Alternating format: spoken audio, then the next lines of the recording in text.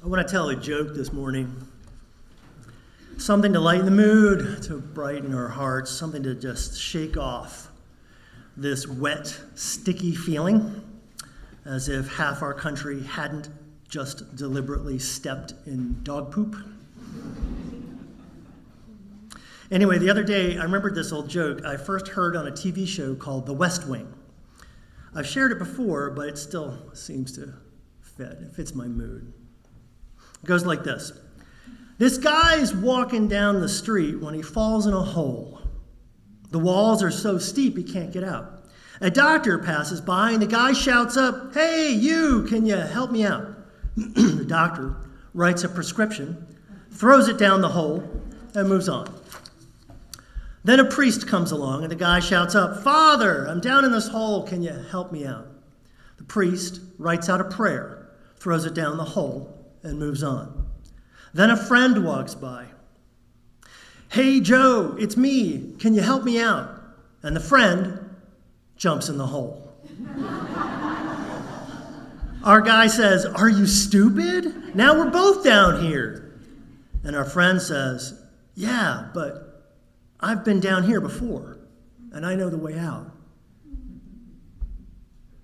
My friends, today we're going to start talking about the way out. Let me first say that this hole we're in is not new. In 2004, our country re-elected George W. Bush, even knowing the lies his administration told, even knowing he was a terrible leader, even knowing the disaster that was the Iraqi war. As New York Times columnist Ezra Klein mentioned on his podcast just last week, even knowing all of that, Americans chose him anyway. In 2016, Americans, our families, friends, and neighbors chose Donald Trump. It's been 8 years, and I have to admit that one still stings. In the time since he came down that escalator, we have all learned that he's a felon, a rapist, a liar, an insurrectionist, a buffoon of the first order. And even knowing all of that, Americans chose him anyway. So while many of us are heartsick, angry, lost, frustrated, and yes, even more than a little baffled, we know that this hole is not a new one. We have been here before. I'll confess, knowing this does not exactly lift my spirits. And as I look out on your faces, I imagine that I'm seeing in you what I have been feeling in my own heart this past week. I see a heaviness, a sense of disbelief, a weight that we are all just pushing around. Some of us came here today afraid for our children, for the rights that might be stripped away, for the battles we thought were won that now must be fought all over again. Some of us are afraid for our friends whose marriages might be questioned, whose health care might be threatened, whose very existence in this country might be challenged. Some are afraid for our planet, watching more precious years slip away as the climate crisis accelerates. That is a lot of weight. But there's something deeper, too, a sense that we've reached the end of something. Again, as Ezra Klein said last week, maybe what we're witnessing is the exhaustion of old political coalitions, old ways of thinking, old approaches to change. And the temptation in moments like this is to retreat into contempt, into "I told you so," into blame, to draw ever tighter circles around who's in and who's out, to hunker down and wait for the storm to pass. That's natural. The question is, what comes next when the answers feel distant, alien, and impossible? And maybe that's why, throughout history, when people are forced to face the slings and arrows of outrageous fortune, They looked to the heavens for rescue. What we need is an all-powerful God who could fix everything with a wave of his divine hand, who could stop wars, prevent suffering, ensure justice. God will save us. Of course, when God chooses not to intervene, well, that just must be part of some greater plan that we mere mortals cannot possibly understand. When bad things happen, our job is just to pray harder, to wait, just to keep the faith, because it'll all work out in the end. If you are like me, you may find this difficult to swallow. And I want to push on that idea just for a minute. The expectation of salvation from an all-powerful being, what if that thought keeps us stuck? What if too many of us are waiting for divine intervention, a magic bullet, some Hail Mary? What if that is the exact opposite of helpful? Thomas J. Oord has another idea. Some of you may know that Oord is an author and a Christian theologian who was recently convicted of heresy by the Church of the Nazarene.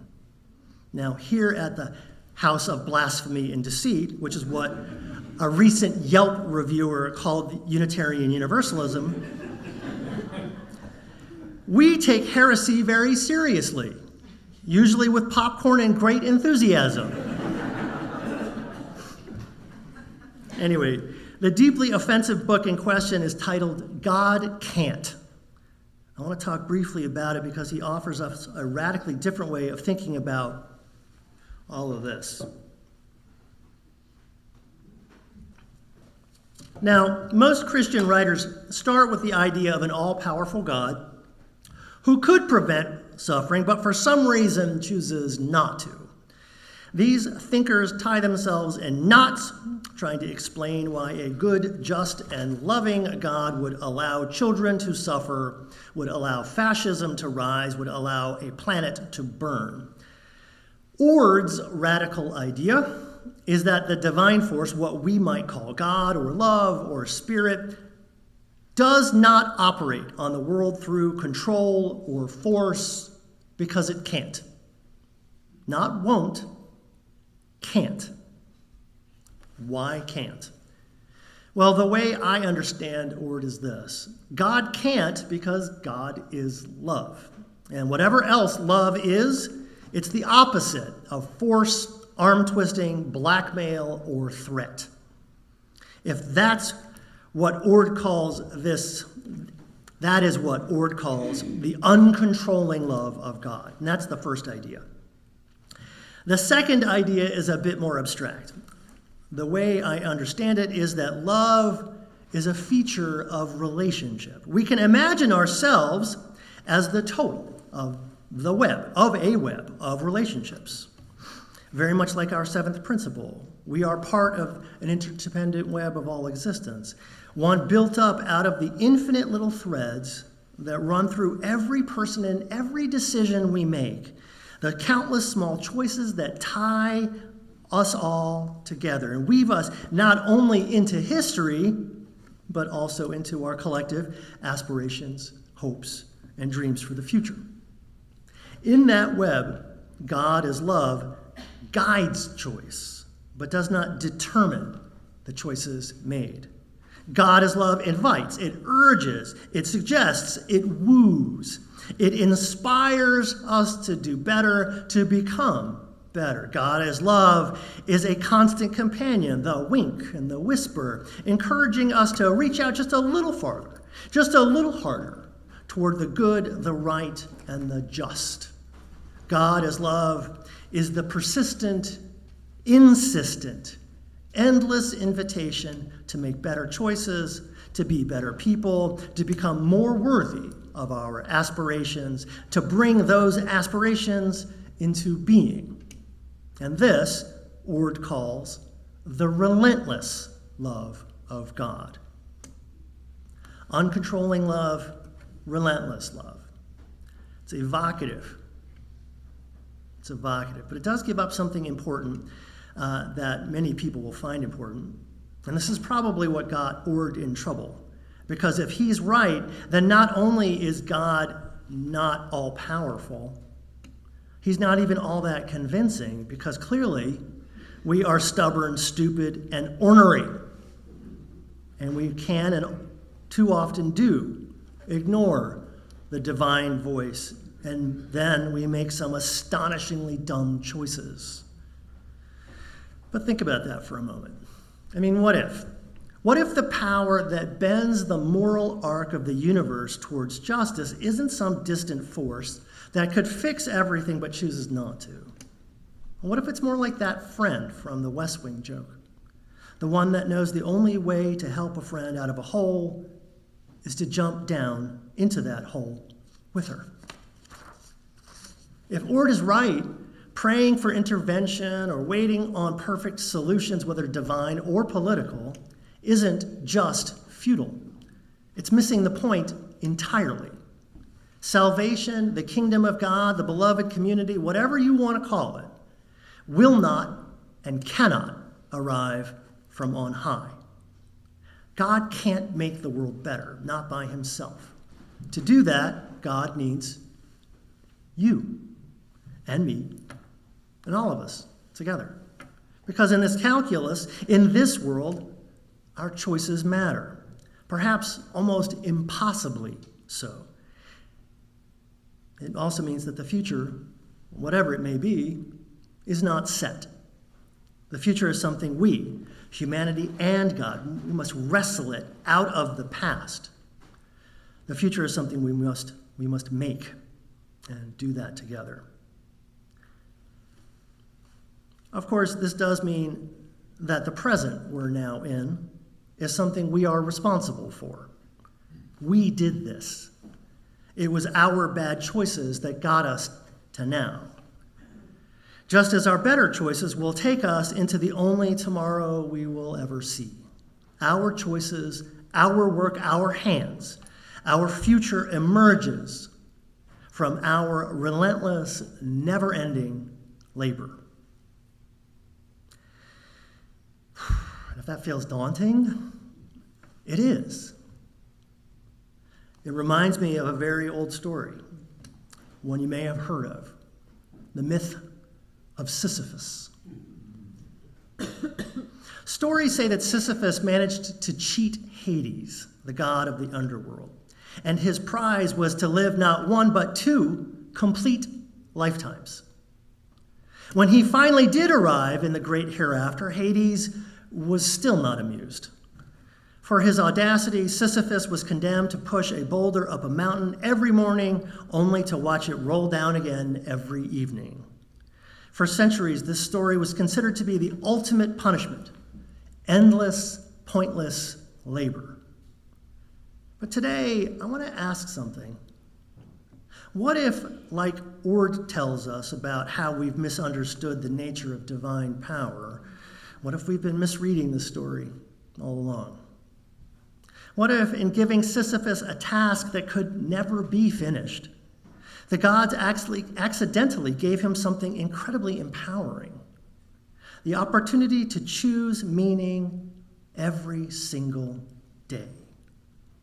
To find purpose not in reaching some perfect summit, but in the very act of climbing itself. Just as Ord tells us that God works through relationship rather than force, perhaps the story of Sisyphus tells us that meaning comes through commitment rather than completion. When we push for justice, for climate action, for human dignity, we're often told it's hopeless, that the forces against us are too strong, that the boulder will just roll back down. But what if, like Sisyphus, our power lies precisely in choosing to push anyway? What if, like the relentless love Ord describes, our strength comes not from controlling outcomes, but just from showing up day after day? What if, instead of waiting for perfect solutions or perfect leaders, we recognize that change happens through countless small choices and connections. Instead of being paralyzed by the enormity of our challenges, what if we embrace the power of sustained, relationship-filled action? When we organize for climate justice, we're not just pushing against powerful interests. We're building relationships that transform hearts and minds. When we rise for reproductive justice, we're not just challenging existing legislation, we're creating communities of care and support. When we fight for democracy, we're not just opposing fascism, we're weaving together the social fabric that makes democratic society possible. This is what relational power looks like in practice. Not waiting for rescue, but constantly reaching toward each other with love and commitment. Not to control outcomes, but to create conditions where transformation becomes possible. This shows up everywhere once we start looking for it. Parents know it in their bones. You can't force a child to be curious or kind. Teachers carry it in their hearts. You can't command understanding into existence. Doctors hold it in their hands. Healing just isn't writing prescriptions and throwing them down holes. Real change, lasting change, comes through relationship, through showing up, through choosing to push even when the path ahead seems impossibly steep. And this is precisely the wisdom that every successful movement for social change has discovered. Look at the civil rights movement. Yes, there were good and important laws passed, but the real transformation came through millions of everyday choices. Black Americans, brown Americans, queer Americans, all choosing dignity over fear, choosing love over hate, choosing to believe in America even when America didn't believe in them.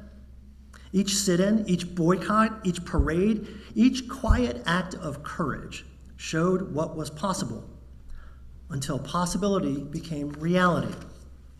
Look at the suffragist movement. Women didn't just wake up and demand the vote. They demonstrated the power of collective, relentless action. When told to be quiet, they spoke louder. When pushed aside, they pushed back. When told to wait for change, they made change happen anyway. Each march, each protest, each editorial, each act of defiance proved that no boulder was too heavy to move if enough hands joined in pushing. Look at the environmental movement. It didn't start with global treaties. It started with people recognizing their deep connection to the earth, with seeing the delicate web of interconnectedness that we're all part of, with communities coming together to say, this river matters, this air matters, this land matters. Each choice to protect, to preserve, to speak up became part of a greater movement, proving that it's our persistent actions, our consistent choices, inspired by our convictions, woven together with the choices of others. This is what reshapes the world. Our choices matter, even now. So how do we do this? I'm sure some of you have heard of the 10 paradoxical commandments. Anybody? 10 paradoxical commandments? If you haven't, you probably have. Kent Keith wrote these out as a college student back in the 60s, and I think they speak directly to the moment. They go like this. First, people are illogical, unreasonable, and self-centered. Love them anyway. If you do good, people will accuse you of selfish ulterior motives. Do good anyway. Third, if you are successful, you will win false friends and true enemies. Succeed anyway. Fourth, the good you do today will be forgotten tomorrow. Do good anyway. Fifth, honesty and frankness make you vulnerable. Be honest and frank anyway. Sixth, the biggest people with the biggest ideas can be shot down by the smallest people with the smallest minds.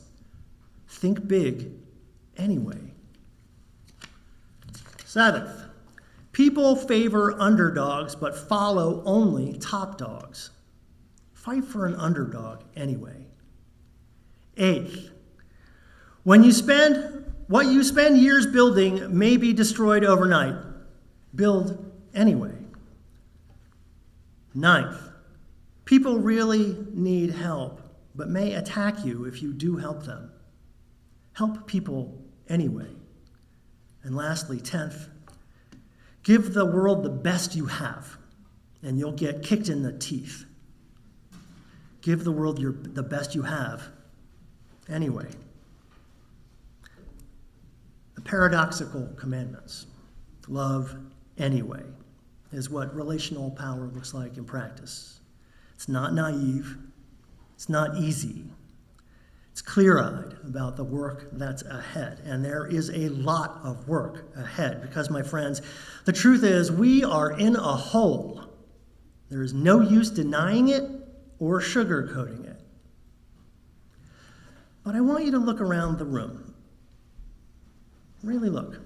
You can do this. I am watching, so feel free to look.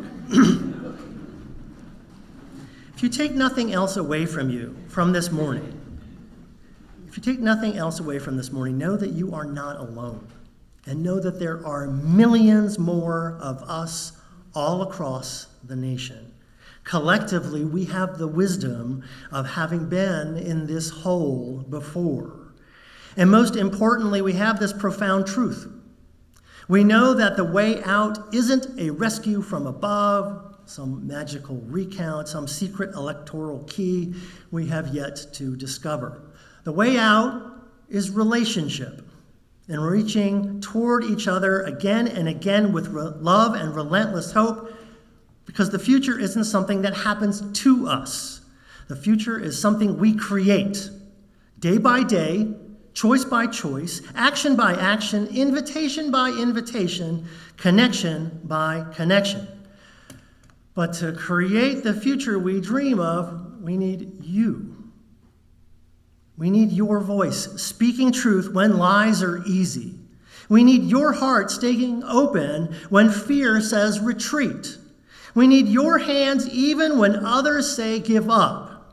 We need your light shining even when all others are dark. We need you. So look around at your fellow climbers. This is your community. And together, imperfect, uncertain, but relentless, we get to keep pushing toward the light.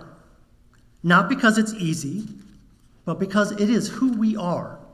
Not because success is guaranteed, because the work itself is the point. Not because we have all the answers, but because we know the way out. Through love that persists like water wearing away stone. Through hope that rises like dawn breaking night. Through light that grows stronger with every candle we light. This is what our community aspires to. When others retreat, we step forward.